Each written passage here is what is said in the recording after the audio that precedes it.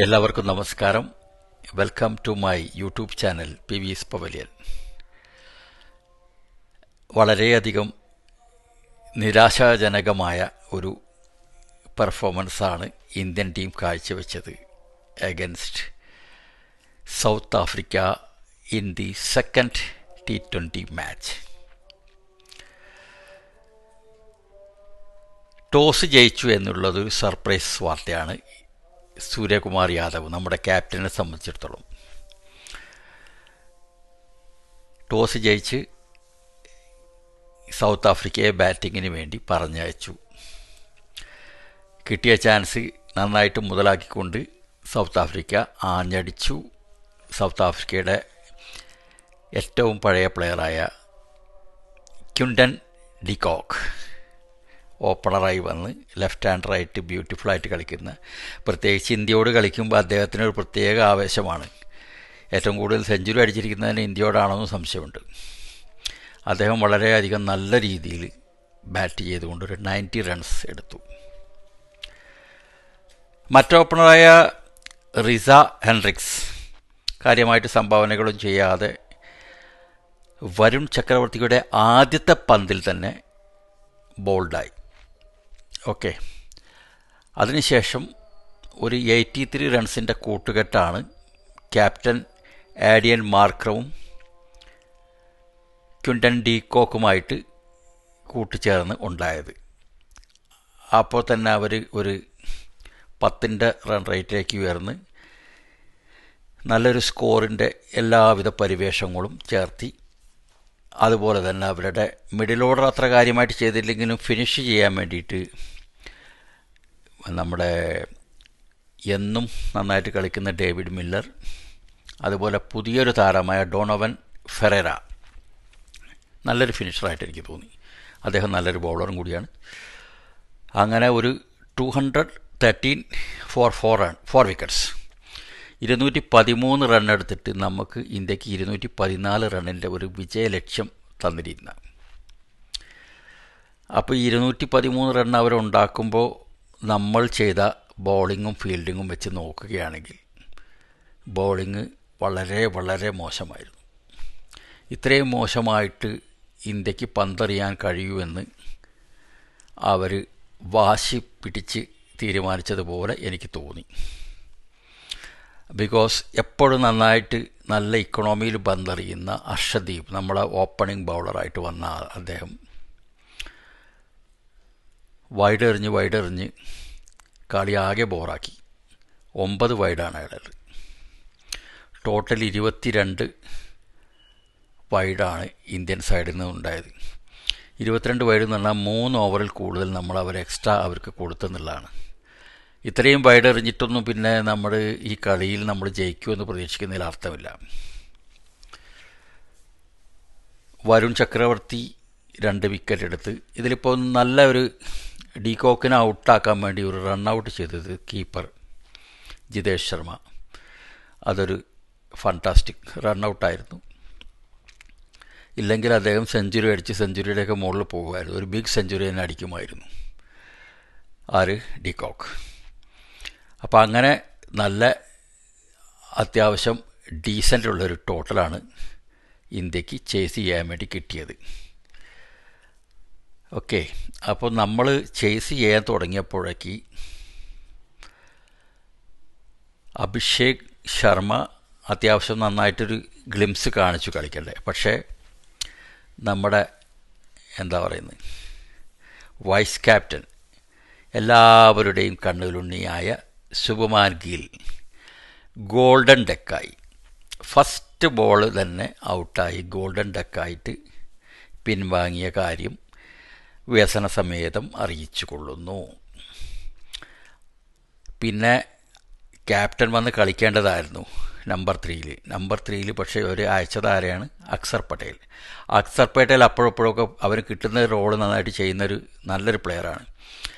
പക്ഷേ ഇതുപോലുള്ള ഇത്രയും ഒരു ലോങ് ചേസ്, ഇത്രയും വലിയൊരു ഹ്യൂജ് ടോട്ടൽ ചേസ് ചെയ്യുന്ന നേരത്ത് ആരെങ്കിലും അക്ഷർ പട്ടേലിനെ നമ്പർ 3 ആയിട്ട് ഇറക്കുമോ? അത് ക്യാപ്റ്റൻ ചെന്ന് കളിക്കണ്ടേ? അല്ലെങ്കിൽ Tilak Varma is the most form batsman, അദ്ദേഹത്തെ അയക്കണ്ടേ? ഏതെങ്കിലും പ്രോപ്പർ ബാറ്റല്ലേ പോകേണ്ടത്? പ്രത്യേകിച്ച് ഇത് ഒരു ഇറസ്പോൺസിബിൾ മൂവായി ഓൺ ദി സൈഡ് ഓഫ് അവർ ക്യാപ്റ്റൻ, കോച്ച്, എവരിബഡി. ഈ ക്യാപ്റ്റനും കോച്ചും എന്താ ചെയ്യുന്നത് എനിക്ക് ഇതുവരെ മനസ്സിലായിട്ടില്ല. എങ്ങനെയെങ്കിലൊക്കെ ആരെങ്കിലുമൊക്കെ കളിച്ചിങ്ങനെ ജയിച്ചു പോകാമെന്നല്ലാതെ ഒരു എന്താ ഒരു കാൽക്കുലേറ്റഡ് ഒരു സംഭവമില്ല. ഒരു ക്രിക്കറ്റ് സെൻസ് പ്രിവെയർ ചെയ്യാത്ത കാര്യങ്ങളാണ് ചെയ്യുന്നത്. Very very bad. അപ്പോൾ ക്യാപ്റ്റനും വൈസ് ക്യാപ്റ്റനും ഔട്ടായി. പിന്നെ തിലക് വർമ്മ വന്ന് അത്യാവശ്യം നല്ല ശ്രമം നടത്തിയെന്ന് പറയുള്ളൂ. അഭിഷേക് ശർമ്മയും കൂടെ ഔട്ടായതോടുകൂടി നമ്മൾ ഏതാണ്ട് ഇതിന് തീരുമാനമായി. പക്ഷേ തിലക് വർമ്മ ഒരു 62 റൺസിൻ്റെ നല്ല ഒരു കളിയാണ് കാഴ്ചവെച്ചത്. ഹാർദിക് പാണ്ഡ്യ സപ്പോർട്ട് ചെയ്ത് 20 റൺസ് എടുത്തു. എങ്കിലും അദ്ദേഹത്തിന് തൻ്റെ സ്വതസിദ്ധമായ ഒരു രീതിയിൽ മുന്നേറാൻ കഴിഞ്ഞില്ല. പിന്നെ ജിതേഷ് ശർമ്മ ലാസ്റ്റ് വന്നിട്ട് കുറച്ച് റണ്ണൊക്കെ ആണെങ്കിൽ ഇവരെങ്ങനെയും എടുക്കും. ജിതേഷ് ശർമ്മ ഒരു 27 റണ്ണിൻ്റെ ഒരു ചെറിയൊരു കോൺട്രിബ്യൂഷൻ നടത്തി. പിന്നെ ആരും ഒന്നും ചെയ്തില്ല. പക്ഷെ അവരുടെ ബൗളിംഗ് ഇതേ പിച്ചിൽ തന്നെ ഇന്ത്യ പതറിയപ്പോൾ സൗത്ത് ആഫ്രിക്കയുടെ ബൗളിംഗ് എന്ന് പറഞ്ഞാൽ എക്സ്ട്രാordinary ആയിരുന്നു. ഇത്രയും ഞാൻ പ്രതീക്ഷിച്ചില്ല. അതായത് ബാർട്ട്മാൻ 4 വിക്കറ്റ് എടുത്തു. ബാർട്ട്മാൻ തൻ്റെ സർപ്രൈസ് ഡെലിവറികൾ കൊണ്ടാണ് മാക്സിമം. ലാസ്റ്റ് പിന്നെ 2-3 വിക്കറ്റ് ഒരു ഓവറിലാണ് 3 വിക്കറ്റ്. അത് പിന്നെ ടൈലൻഡേഴ്സാണ്, വലിയ കാര്യമില്ല. പക്ഷേ എന്നാലും വളരെ നല്ല രീതിയിൽ ബോൾ എറിഞ്ഞു. NGD 2 wicket, Jansen 2 wicket, Sipamla 2 wicket. എല്ലാവരും അവരുടേതായ കോൺട്രിബ്യൂഷൻ നന്നായിട്ട് ചെയ്തു. ഇന്ത്യയെ ഒരു 51 റൺസിന് നമ്മളെ പരാജയപ്പെടുത്തി. ആകെ ഒരു സമാധാനം 3 മാച്ച് കൂടി ബാക്കിയുണ്ടെന്നുള്ളതാണ്. അപ്പോൾ അതിൽ എന്തെങ്കിലും ഇവർ സ്വന്തം തെറ്റുകൾ തിരുത്തി മുന്നേറിയ അടുക്ക് കൊള്ളാം, ഇന്ത്യക്ക് കൊള്ളാം. സത്യം പറഞ്ഞാൽ ഇന്നലെ വളരെ നിരാശയാണ്. തോറ്റതിലല്ല, കളിയിൽ എന്ന് പറഞ്ഞാൽ തോൽവി, ജയം ഇതെല്ലാം പറഞ്ഞിട്ടുള്ളതാണ്.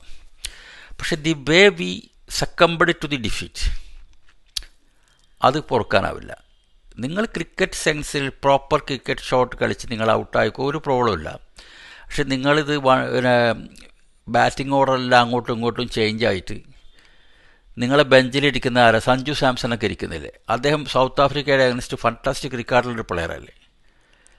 നിങ്ങൾ ഈ ഗില്ലിനെ വൈസ് ക്യാപ്റ്റനെ എങ്ങനെ മാറ്റാൻ പറ്റുമെന്നുള്ളൊരു ചിന്തയാണ് ഇവർ.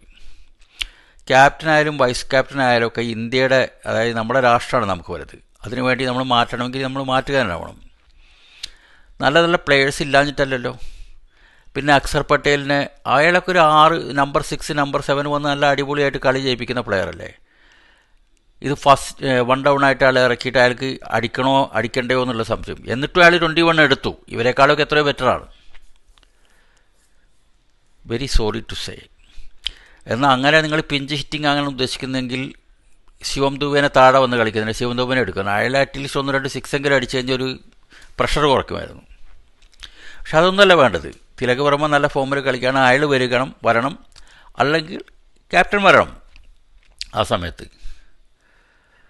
ആരോട് പറയാൻ. എന്നിട്ട് ഇൻ്റർവ്യൂവിൽ സ്കൈ എന്താ പറയുന്നത്, നമ്മുടെ ക്യാപ്റ്റൻ, നമ്മൾ സൗത്ത് ആഫ്രിക്കയെ കണ്ട് നമ്മൾ പഠിച്ച് മുന്നേറും.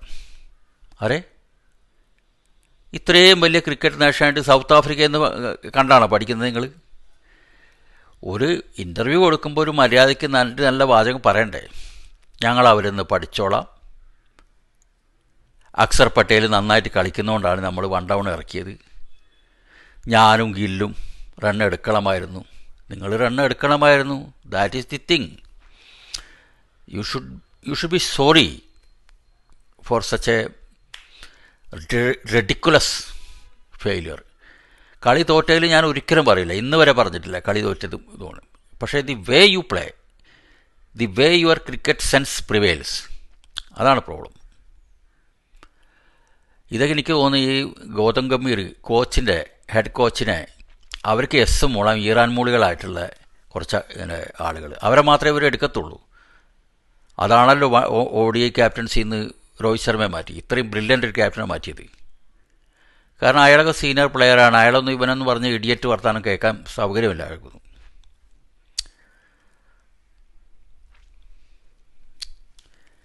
എന്താ പറയണ്ടേ, ക്രിക്കറ്റ് ഇങ്ങനെ പോയാൽ ഇത് എവിടെ എത്തും? ഈ ക്രിക്കറ്റിനെ നശിപ്പിച്ചോളാന്ന് ഈ ഹെഡ് കോച്ച് വല്ല ആർക്കെങ്കിലും കമ്മിറ്റ് ചെയ്തിട്ടുണ്ടോ? അഗർക്കറും ഗൗതം ഗംഭീറും കൂടി. ഇവരൊക്കെ അവർ കളിച്ചിരുന്ന സമയത്ത് നല്ല നല്ല പ്ലെയേഴ്സായിരുന്നു, ഒരുപാട് കാലം കളിച്ച ആളുകളാണ്, എല്ലാം സമ്മതിക്കുന്നു. But you should go for the basics. No, നിങ്ങളെ ബേസിക് റേറ്റ്, നിങ്ങളെ proper batting, proper batsman bat ചെയ്യണം, പ്രോപ്പർ ബൗളർ ബൗൾ ചെയ്യണം. That is all about cricket. അല്ലാതെ ബാറ്റിംഗ് ഓർഡറിൽ ചേഞ്ച് വരുത്തിക്കൊണ്ടുള്ളൊരു കളി, ഇതൊക്കെ എന്ന് പറഞ്ഞാൽ ഉണ്ട് ഒന്നോ രണ്ടോ പ്രാവശ്യം വല്ല സമയത്തും വല്ല പർട്ടിക്കുലർ സിറ്റുവേഷനിൽ മാത്രം ചെയ്യുന്ന. It is not a regular thing to be adopted.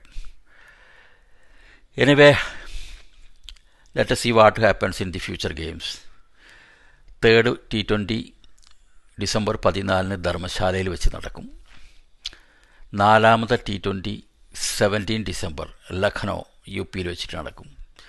Last huge ഗ്രൗണ്ടായ അഹമ്മദാബാദിൽ, അതായത് ഡിസംബർ 19 അത് നടക്കും. ഇനിയിപ്പോൾ കൂടുതൽ ഇതിനെപ്പറ്റി ഇനിയിപ്പോൾ കൂടുതൽ വിശകലനം ചെയ്യാനൊന്നൊരു എന്താ മൂഡ് വരുന്നില്ല. ഏതായാലും നമുക്ക് ബുംറ, അർഷദീപ് ഇവർ രണ്ടുപേരുടെയും ഓഫ് ഡേ ആയിരുന്നെന്ന് പറയണം. നല്ല ബോളേഴ്സാണ്, കുറ്റം പറയാൻ പാടില്ല. പക്ഷേ എങ്കിലും രണ്ടുപേരും ഒരുമിച്ച് മോശമായി. അതുകൊണ്ടാണ് ഇത്രയും വലിയൊരു ഡിഫീറ്റിന് നമുക്ക്. ഇതൊക്കെ ഒരു 200-നടുത്തൊക്കെ റൺ എത്തുന്ന രീതിയിൽ നമ്മൾ കളിച്ച് മുന്നേറണമായിരുന്നു. ഇത് നമ്മൾ തുടക്കം മുതലേ ഇത് ജയിക്കാൻ പോകുന്നില്ല എന്നുള്ള രീതിയിലാണ് കളിച്ചത്.